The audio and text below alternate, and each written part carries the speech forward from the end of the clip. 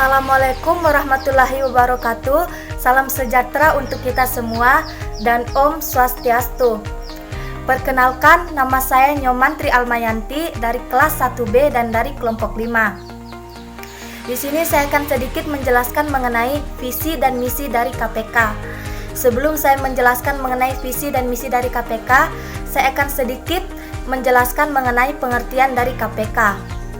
KPK atau Komisi Pemberantasan Korupsi adalah sebuah lembaga yang bertujuan untuk meningkatkan hasil guna dan daya guna terhadap sebuah upaya untuk pemberantasan korupsi. KPK didirikan pada tahun 2003 dan didirikan oleh Presiden Megawati Soekarnoputri. Adapun terbentuknya KPK didasari karena Presiden Republik Indonesia pada waktu itu melihat institusi kepolisian dan kejaksaan dinilai terlalu kotor. Karenanya untuk menangkap para koruptor dianggap tidak sanggup. Selain itu, karena polisi dan jaksa sulit untuk dibubarkan sehingga terbentuklah KPK. Sejak tahun 2003 yang lalu, sudah begitu besar peran dan prestasi Komisi Pemberantasan Korupsi dalam melakukan pemberantasan utamanya di bidang penindakan. Adapun visi dari KPK adalah untuk mewujudkan Indonesia yang bebas dari korupsi, dan misi dari KPK adalah sebagai penggerak untuk mewujudkan bangsa Indonesia yang anti korupsi. Berdasarkan visi dan misi tersebut, rencana strategi KPK terbagi menjadi dua, yaitu yang pertama, strategi berdasarkan waktunya. Strategi berdasarkan waktunya terbagi menjadi tiga. Yang pertama, strategi jangka pendek. Strategi jangka pendek adalah strategi yang segera memberikan manfaat, meliputi penindakan dan membangun nilai etika. Strategi yang kedua yaitu strategi jangka menengah. Strategi jangka menengah adalah strategi secara sistematis, di mana strategi ini juga mampu mencegah tindak pidana korupsi. Strategi yang ketiga yaitu strategi jangka panjang. Diharapkan dari strategi ini yaitu dapat mengubah persepsi dan budaya masyarakat, mencakupi aktivitas dan mendidik masyarakat untuk menangkal korupsi yang terjadi di lingkungannya. Strategi yang kedua yaitu strategi berdasarkan tugasnya. Strategi berdasarkan tugasnya terbagi juga menjadi tiga bagian. Yang pertama yaitu strategi pembangunan kelembagaan. Tujuan dari strategi ini yaitu terbentuknya sebuah lembaga KPK yang efektif. Untuk mencapai tujuan tersebut, aktivitas yang dapat dilakukan yaitu penyusunan struktur organisasi, kode etik, rencana strategi, dan lain-lain. Yang kedua yaitu strategi pencegahan. Tujuan dari strategi ini yaitu membangun sistem pencegahan tindak pidana korupsi yang handal. Aktivitas yang dapat dilakukan yaitu meliputi peningkatan efektivitas sistem pelaporan kekayaan penyelenggaraan negara. Yang ketiga yaitu strategi penindakan. Tujuan dari strategi ini yaitu untuk meningkatkan penyelesaian perkara tindak pidana korupsi. Oke, kita lanjut ke wewenang KPK. Dalam hal melaksanakan tugas penyelidikan, penyidikan, dan penuntutan, KPK memiliki beberapa kewenangan. Antaranya yaitu, yang pertama, melakukan penyadapan dan perekaman pembicaraan. Kedua, memerintahkan kepada instansi terkait untuk melarang seseorang berpergian ke luar negeri. Ketiga, meminta keterangan kepada bank atau lembaga keuangan lainnya tentang keadaan keuangan tersangka atau terdakwa yang sedang diperiksa.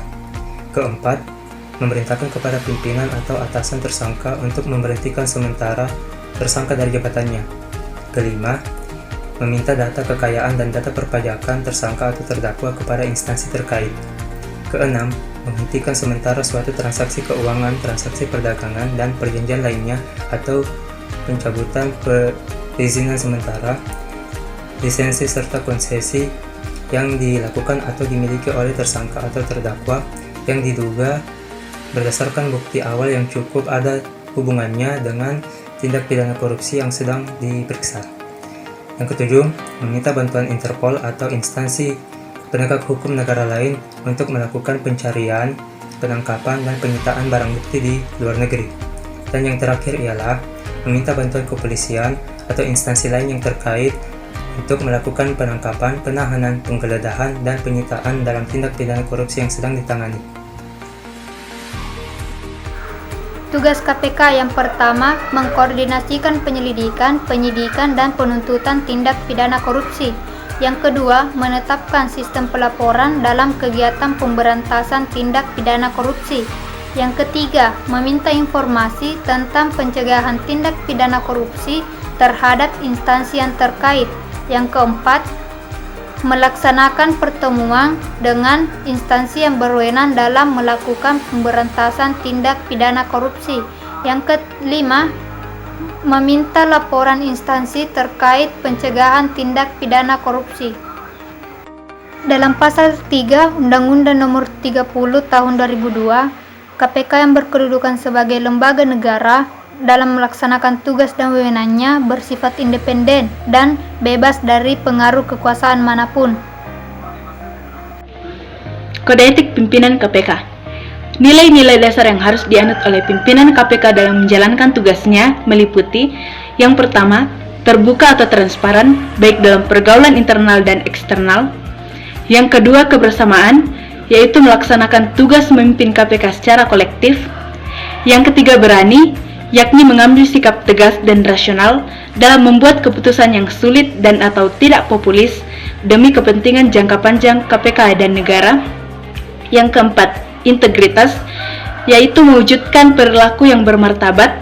Yang kelima, tangguh, artinya tegar dalam menghadapi berbagai godaan, hambatan, tantangan, ancaman, dan intimidasi dalam bentuk apapun dan dari pihak manapun. Yang keenam, unggul, artinya selalu meningkatkan pengetahuan dan kapasitas pribadinya. KPK berkewajiban untuk, yang pertama, memberikan perlindungan terhadap saksi atau pelapor yang menyampaikan laporan ataupun memberikan keterangan mengenai terjadinya tindak pidana korupsi. Yang kedua, memberikan informasi kepada masyarakat yang memerlukan atau memberikan bantuan untuk memperoleh data lain yang berkaitan dengan hasil penuntutan tindak pidana korupsi yang ditanganinya. Yang ketiga, membuat laporan tahunan dan menyampaikannya kepada Presiden Republik Indonesia, Dewan Perwakilan Rakyat Republik Indonesia, dan Badan Pemeriksa Keuangan. Yang keempat, menegakkan sumpah jabatan. Yang kelima, menjalankan tugas, tanggung jawab, dan wewenangnya berdasarkan asas-asas sebagaimana dimaksud dalam pasal 5 Direktorat Pembinaan Jaringan Komunikasi Antar Komisi dan Instansi.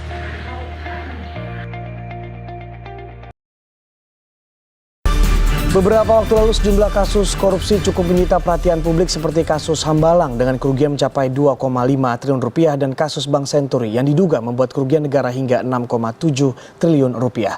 Kali ini Indonesia dihebohkan dengan terbongkarnya korupsi proyek KTP elektronik yang menimbulkan kerugian negara hingga 2,3 triliun rupiah. Kerugian 2,3 triliun rupiah jika dianalogikan sebenarnya bisa menutupi hal-hal sebagai berikut. Simak ulasannya.